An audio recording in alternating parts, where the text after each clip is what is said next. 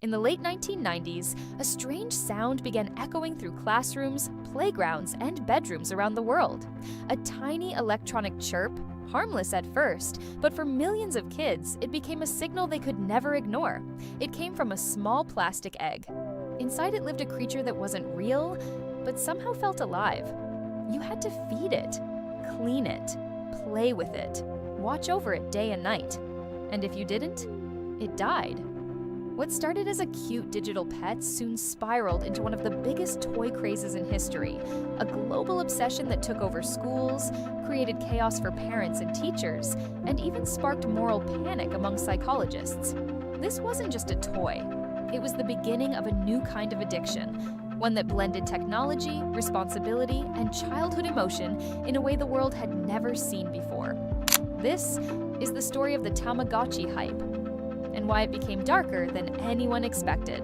Before we dive in, do me a quick favor. If you love deep dives into nostalgic hypes like this, hit the like button and make sure you're subscribed. It really helps the channel grow, and lets me keep making videos just like this one. Alright, let's begin.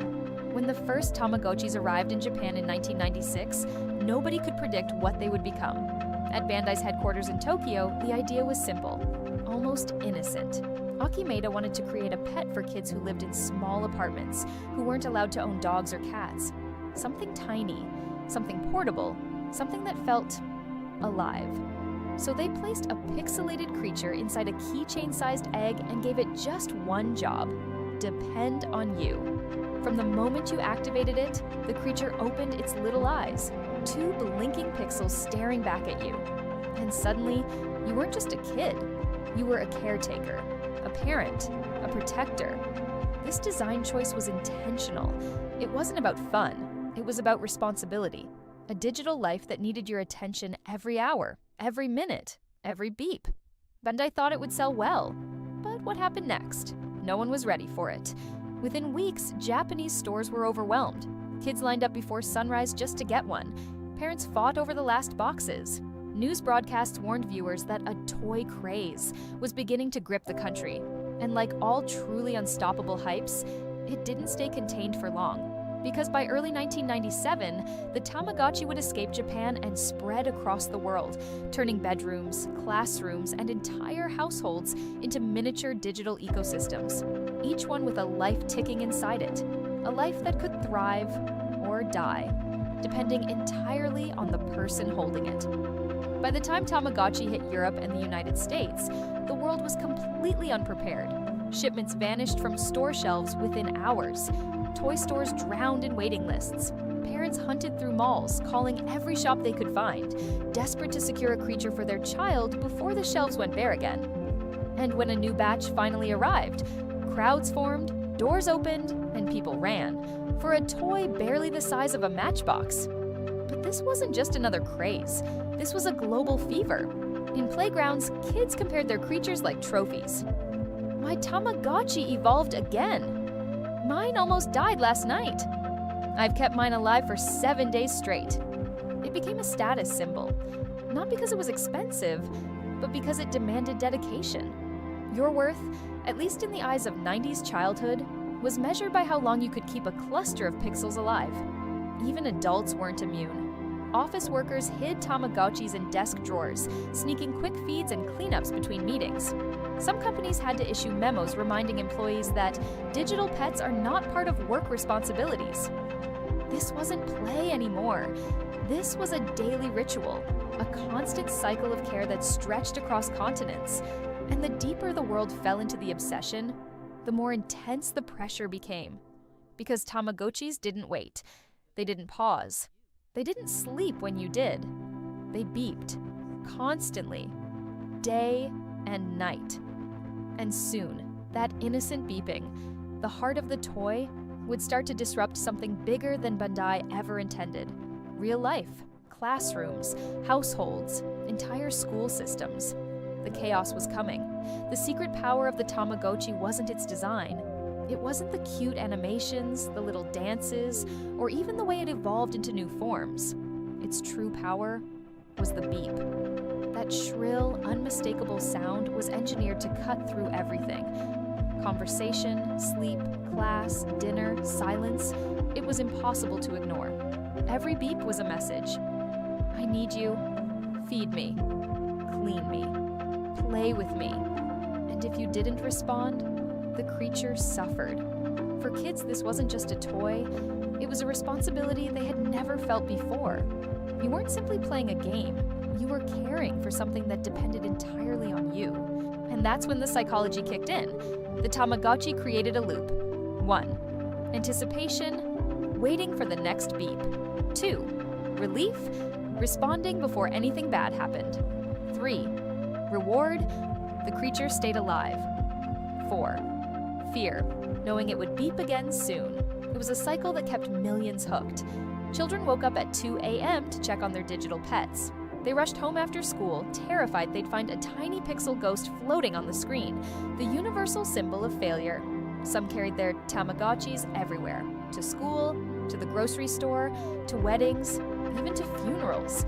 It didn't matter where they were, the creature had to be cared for. And as that responsibility took hold, something unexpected started happening. Kids felt genuine guilt, real emotion, real attachment. Some cried when their Tamagotchi died. Some held funerals with friends in the backyard. Others vowed never to let it happen again, starting fresh with new devotion. It was more than obsession. It was emotional conditioning. A generation was learning the pressure of constant caregiving before they were even old enough to tie their shoes. And as this emotional storm grew stronger, another force began to rise in response. Schools, teachers, administrators trying desperately to regain control. And soon, the battle between childhood obsession and adult authority would erupt into chaos. The first schools to panic were in Japan. Teachers noticed the same thing happening in every classroom. Heads bent over desks, hands hidden under textbooks, eyes darting down whenever that shrill beep cut through the silence. Math lessons interrupted, writing sessions derailed. Entire classrooms frozen mid-sentence because someone's Tamagotchi demanded food? Again. And teachers quickly realized something horrifying. This wasn't a distraction. This was a dependency. So they took action. One by one, schools announced bans. No Tamagotchis in class, no exceptions, no negotiations. But the bans didn't solve the problem. They sparked a rebellion. Kids smuggled their Tamagotchis inside pencil cases, inside socks, inside jacket pockets with tiny holes poked through for the sound. Some students claimed they had to go to the bathroom, not because they needed a break, but because their digital pet was dying and needed urgent care. Others whispered strategies in hallways: put your thumb over the speaker, wrap it in a hoodie, feed it fast between classes. And outside, on playgrounds across the world, new microeconomies formed, a black market of childhood survival. Kids traded batteries like currency, sold rare shell designs for lunch money, offered Tamagotchi babysitting during class for a fee. Teachers were overwhelmed, parents were confused, and psychologists, they were alarmed.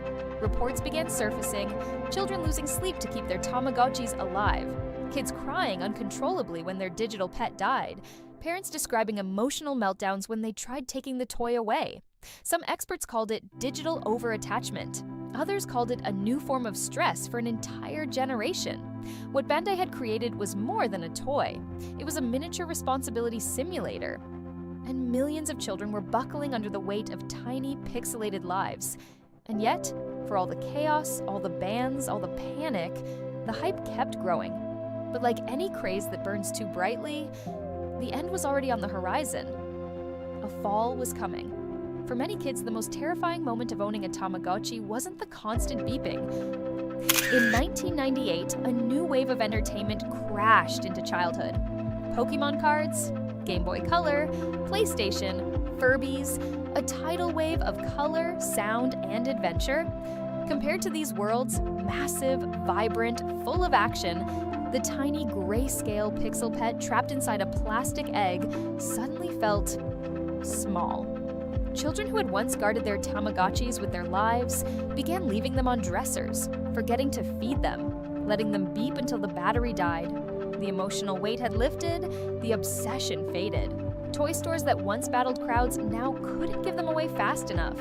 Unsold boxes stacked up, clearance bins filled, the craze evaporated almost as quickly as it had arrived.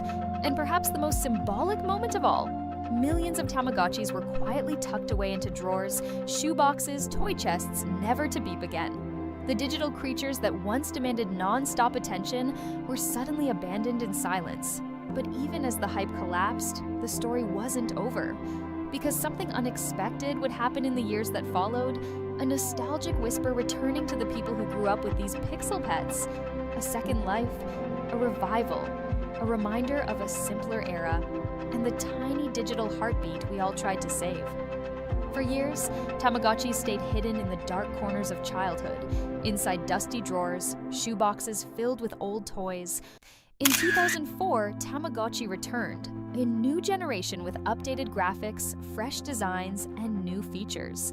Then again in 2017, and again in 2021, this time with color screens, Bluetooth features, and modern animations. But the soul of the toy remained exactly the same, a tiny creature that depends on you. The world had changed. Smartphones, tablets, social media, AI, but the Tamagotchi still held its place. Thank you so much for watching. If you enjoyed this deep dive into nostalgic hypes, don't forget to leave a like and subscribe to the channel for more stories just like this. Your support means the world, and it keeps these videos alive. Until next time.